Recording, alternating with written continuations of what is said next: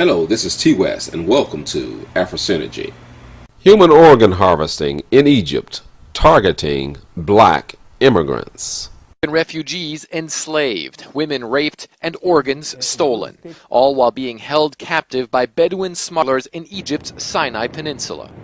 Unmarked graves of dozens who never made it to their goal, a new life in Israel. Unspeakable horrors uncovered in the CNN documentary Death in the Desert, which aired in early November. But since then, aid agencies report that scores of refugees have been released from Bedouin custody and have made it across the border to Israel.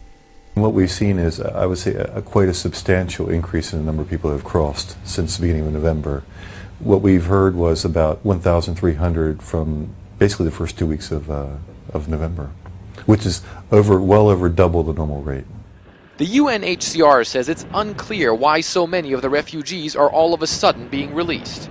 So it really becomes a question of who is funding the organ harvesting in Egypt, in Libya, after the fall of the Libyan government. Who is funding all of that? Who is providing the medical equipment? Who is paying the big dollars for these organs? As I've said in the past, Israel is ground zero for organ harvesting. Sinai is a lawless area where the Egyptian state has little authority, so it's difficult to know what impact the CNN documentary had.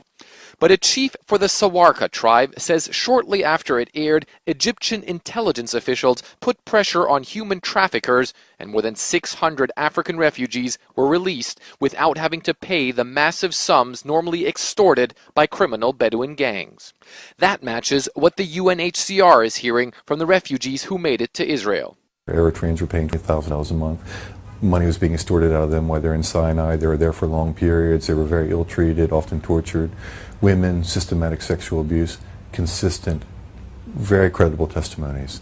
Whereas some of these people that arrived recently, in the past couple of weeks, they report having spent far less time in these centers in Sinai, these camps, and often paying far less money, $3,000, $3,500, which is far less than the average pre-November.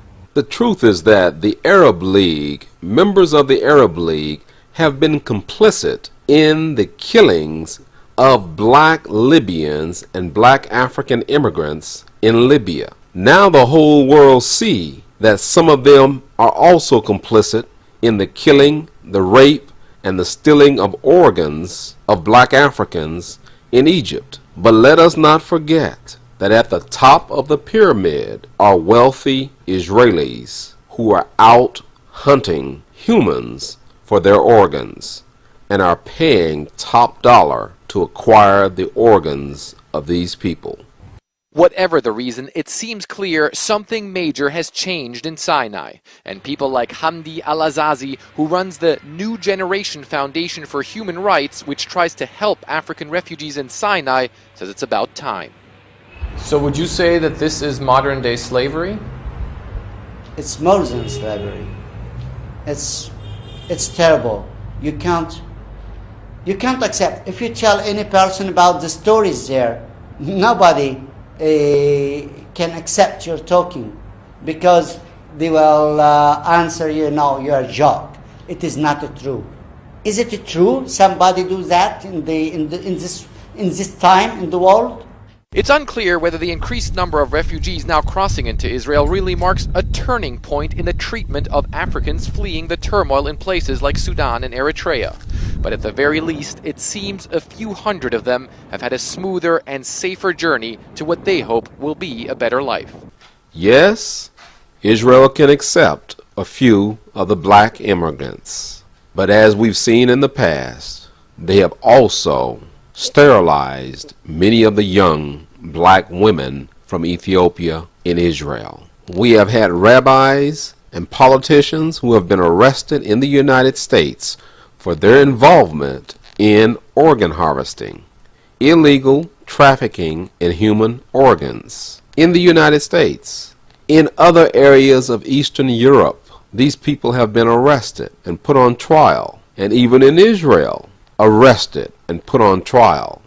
And one of them was a brigadier general, a former brigadier general of the Israeli Defense Force. So it is not a surprise that suddenly hundreds and hundreds of African immigrants have been freed in Egypt. We know who is working with these Bedouins. The medical equipment comes from wealthy Israelis for the taking of human organs.